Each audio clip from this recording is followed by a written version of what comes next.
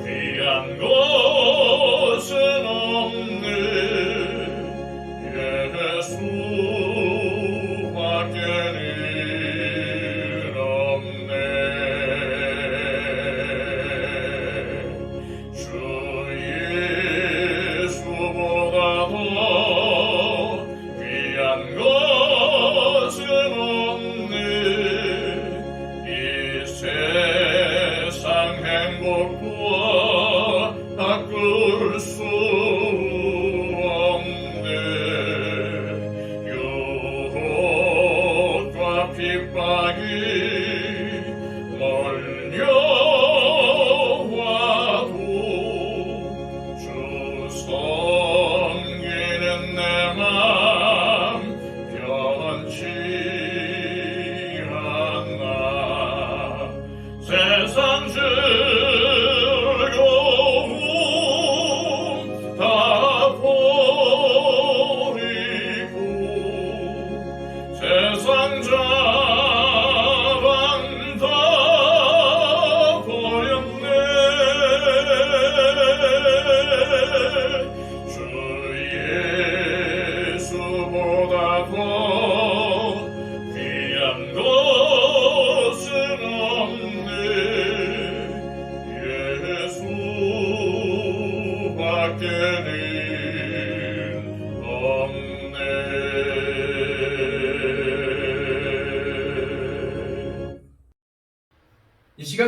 주시는 하나님의 귀한 말씀은 신약성경 빌립보서 3장 1절에서 11절까지의 말씀입니다. 신약성경 321쪽입니다. 끝으로 나의 형제들아 주 안에서 기뻐하라. 너희에게 같은 말을 쓰는 것이 내게는 수고로움이 없고 너희에게는 안전하니라. 개들을 삼가고 행악하는 자들을 삼가고 몸을 상해하는 일을 삼가라. 하나님의 성령으로 봉사하며 그리스도 예수로 자랑하고 육체를 신뢰하지 아니하는 우리가 곧 할례파라. 그러나 나도 육체를 신뢰할 만하며 만일 누구든지 다른 이가 육체를 신뢰할 것이 있는 줄로 생각하면 나는 더욱 그러하리니 나는 8일 만에 할례를 받고 이스라엘 족속이요 베냐민 지파요 히브리인 중에 히브리인이요 율법으로는 바리새인이요 열심으로는 교회를 박해하고 율법의 의로는 흠이 없는 자라. 그러나 무엇이든지 내게 유익하던 것을 내가 그리스도를 위하여 다 해로 여길 뿐더러 또한 모든 것을 해로 여김은 내 주 그리스도 예수를 아는 지식이 가장 고상하기 때문이라. 내가 그를 위하여 모든 것을 잃어버리고 배설물로 여김은 그리스도를 얻고 그 안에서 발견되려 함이니 내가 가진 의의는 율법에서 난 것이 아니요 오직 그리스도를 믿음으로 말미암은 것이니 곧 믿음으로 하나님께로부터 난 의의라. 내가 그리스도와 그 부활의 권능과 그 고난에 참여함을 알고자 하여 그의 죽으심을 본받아 어떻게 해서든지 죽은 자 가운데서 부활에 이르려 하노니. 아멘. 바울이 로마 감옥에서 빌립보서를 기록할 때 빌립보 교인들은 예수님을 믿어도 율법을 지켜야 한다는 율법주의와 예수님을 믿고 구원을 받았기에 예수 믿고 난 뒤에는 어떻게 살든 상관없다는 자유주의자들로부터 위협을 받고 있었습니다. 바울은 오늘 말씀을 통해서 빌립보 교인들에게 율법주의자들을 경계할 것을 권면합니다. 1절과 2절 말씀입니다. 끝으로 나의 형제들아 주 안에서 기뻐하라. 너희에게 같은 말을 쓰는 것이 내게는 수고로움이 없고 너희에게는 안전하니라. 개들을 삼가고 행악하는 자들을 삼가고 몸을 상해하는 일을 삼가라. 여기서 삼가라는 말이 3번이나 반복이 됩니다. 바울은 개들을 삼가라, 행악하는 자들을 삼가라, 몸을 상해하는 자들을 삼가라 라고 권면하고 있습니다. 이 세 부류는 각각 다른 사람이 아닌 율법주의자들을 가리키는 단어들입니다. 율법주의자들은 예수님을 믿어도 율법을 지켜야 구원을 받는다는 것을 가르치는 이단이었습니다. 이미 살펴본 갈라디아서에서는 바울은 이들을 예수 그리스도의 복음이 아닌 다른 복음을 전하는 자들이라고 지칭했습니다. 먼저 바울은 율법주의자들을 개들이라고 표현을 했습니다. 여기서 개들이란 집에서 키우는 귀여운 반려견이 아니라 들이나 거리를 배회하며 사람들을 해하는 사납고 위험한 들개들을 뜻합니다. 다시 말해서 율법주의자들은 들개들처럼 사람들에게 해를 끼치는 위험한 존재들이기 때문에 그들을 경계하는 것입니다. 다음으로 행악하는 자들입니다. 행악하는 자들은 문자 그대로 악을 행하는 사람들이죠. 즉 율법주의자들은 행악자들이기 때문에 심판을 받아 마땅한 자들이라는 뜻입니다. 다음으로는 몸을 상해하는 사람입니다. 옛날 성경에는 이를 손할례당으로 번역을 했어요. 손할례당은 율법주의자들을 말하는데 자신들이 할례받은 것을 자랑하며 누구든지 하나님의 백성이 되려면 할례를 받아야 한다고 주장을 했습니다. 바울은 이러한 율법주의자들을 삼갈 것을 권면하면서 진정한 할례파가 누구인지를 가르쳐주고 있죠. 3절입니다. 하나님의 성령으로 봉사하며 그리스도 예수로 자랑하고 육체를 신뢰하지 아니하는 우리가 곧 할례파라. 바울은 먼저 하나님의 성령으로 봉사하는 사람이 진정한 할례파라고 말하고 있습니다. 다시 말해서 성령님의 인도하심을 따라서 교회를 섬기고 예배하는 사람이 진정한 할례파라는 말이죠. 둘째는 그리스도 예수로 자랑하는 사람이 진정한 할례파라고 말합니다. 이는 자신을 자랑하거나 세상의 것을 자랑하지 않고 오직 주님 안에서 예수 그리스도의 십자가를 자랑하는 사람이라는 뜻입니다. 셋째는 육체를 신뢰하지 않는 사람이 진정한 할례파입니다.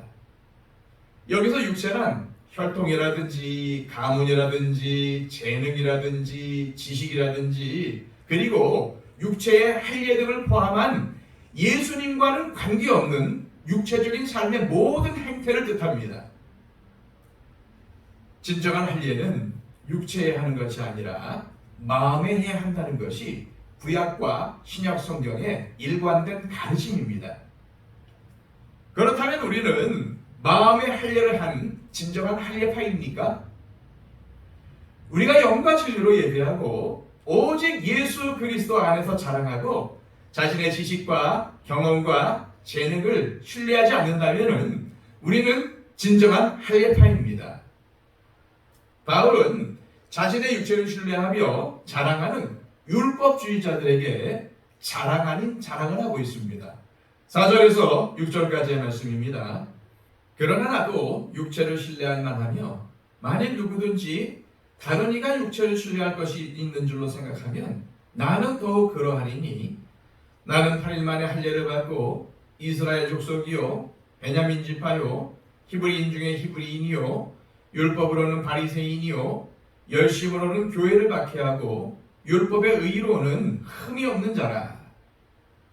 바울은 육신적인 것을 자랑하려면 자랑할 것이 많은 사람이었지만은 예수님을 만난 뒤에는 그 자랑을 버렸습니다.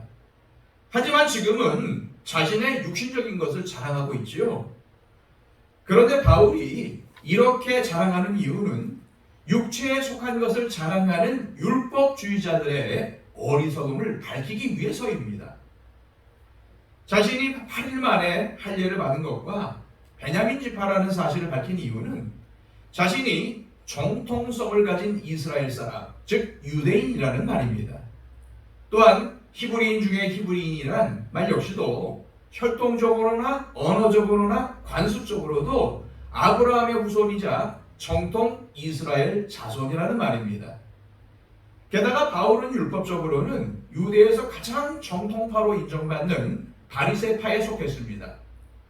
이러한 배경을 가진 바울은 과거 대제사장에게 인정을 받아서 당시 유대교의 관점에서 이단이었던 그리스도 교회를 박해하는 데 앞장을 섰습니다.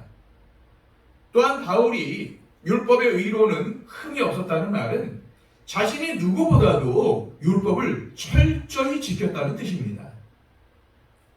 하지만 예수님을 만나고 난 후 바울은 이러한 자신의 육신적인 자랑들을 어떻게 생각하고 있는지를 밝힙니다. 자, 7절에서 8절까지의 말씀입니다. 그러나 무엇이든지 내게 유익하던 것을 내가 그리스도를 위하여 다 해로 여길 뿐더러 또한 모든 것을 해로 여김은 내 주 그리스도 예수를 아는 지식이 가장 고상하기 때문이라. 내가 그를 위하여 모든 것을 잃어버리고 대설물로 여김은 그리스도를 얻고.